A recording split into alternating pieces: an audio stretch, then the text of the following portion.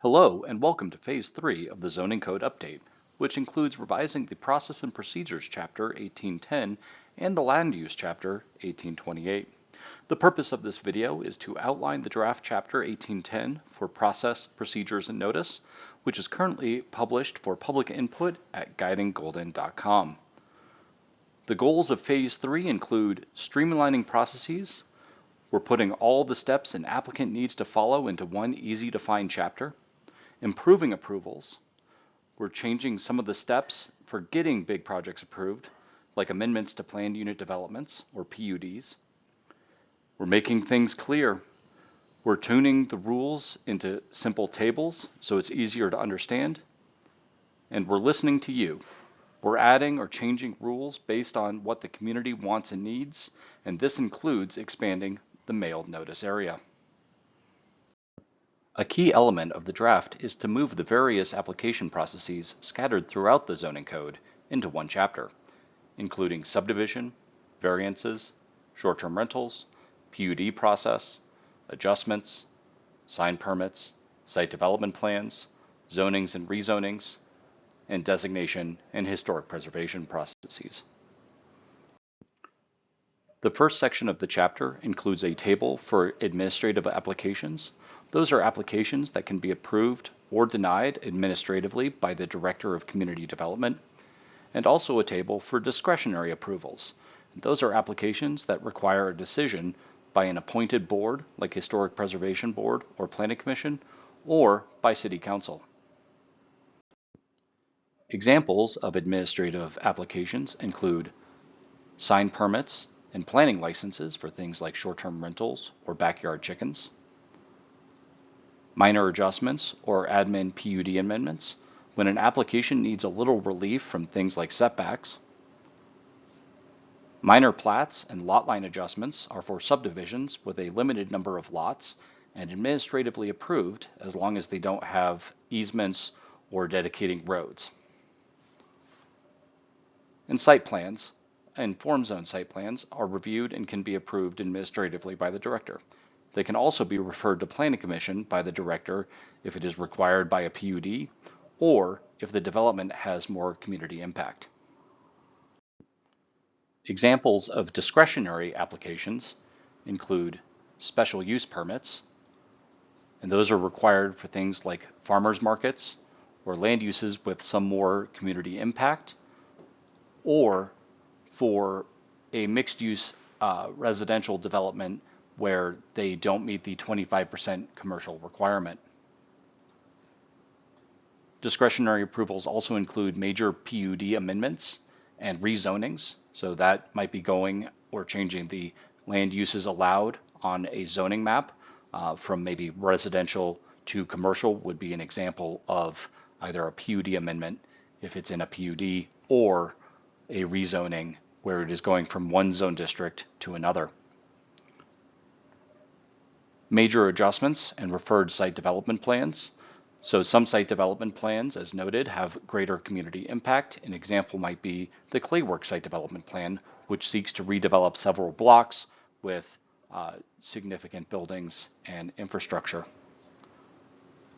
Another example would be certificates of appropriateness for Historic Preservation Board, and those are required for properties in historic districts or designated properties when they need to make or want to make certain changes to the exterior appearance of the building. Note, that is just a list of examples of applications and not all of the applications required by the zoning code. 1810.020 is a section for standardized review procedures. These include pre-application meetings, neighborhood meetings for certain application types when required, applications, completeness review, which looks to see did the application include all of the required documentation and details, technical sufficiency review.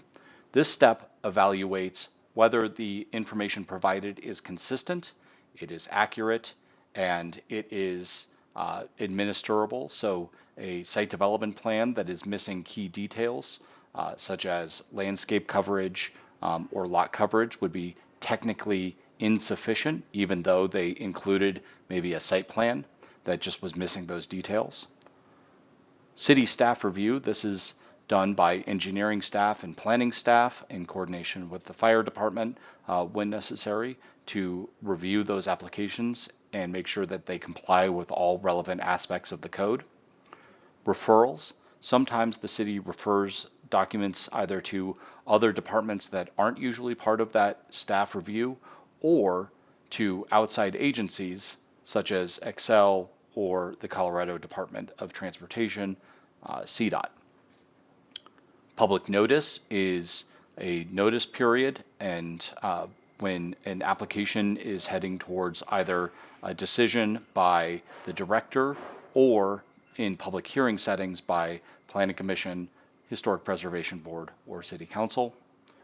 Those public meetings or public hearings are required sometimes for some applications, again, primarily for discretionary approvals. And then the recording of approvals, and this is a step done at the very end when certain documents need to be recorded with the county clerk and recorder to make sure that they are appear on title reports and title searches and tied specifically to that property. The draft chapter also includes additional or clarified procedures. So for instance, ex parte communication. This is what happens when an applicant maybe contacts a member of Planning Commission or City Council while their application is active, which is not allowed because you want those members to be impartial when they're making their decision at a public hearing. Successive applications. So this provision requires that an applicant that is denied has to wait 6 months before they submit a substantially similar application. This is to prevent applicants from trying to game an application process or a decision process that maybe happens around an election and just wait for a new set of decision makers. Recordings, so this clarifies when a document is required to be recorded or not, and then also the duration or lapse of an approval. So sometimes an applicant will take extra time or need extra time to get their development moving, but we want to make sure that if something's approved, that the conditions that led to that approval haven't substantially changed by the time the development actually happens. As noted, staff is proposing to expand the mailed notice. For standard notice, that would go from 100 feet to a 250-foot radius, and then extended notice would go from a 500-foot radius to 750 feet. And those are for applications that generally have more impact, such as maybe a rezoning or a major site development plan or other things that generally get approved by Planning Commission or City Council. Thank you for watching this video. If you have any questions, please email planning@cityofgolden.net. For the project timeline, currently the draft 1810 Process and Procedures chapter is published for input at guidinggolden.com. The chapter 1828 with the land use table is currently being drafted, and an announcement will be made when that is published for public input as well. We are really hoping to have feedback on what the community likes, doesn't like, or has questions about in July and August.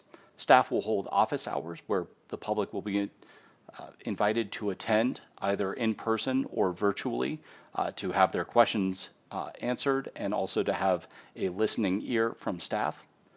We'll be accepting written comment. Again, please email planning@cityofgolden.net with any questions, comments, or concerns. And you'll find staff out and about at various community events throughout this project.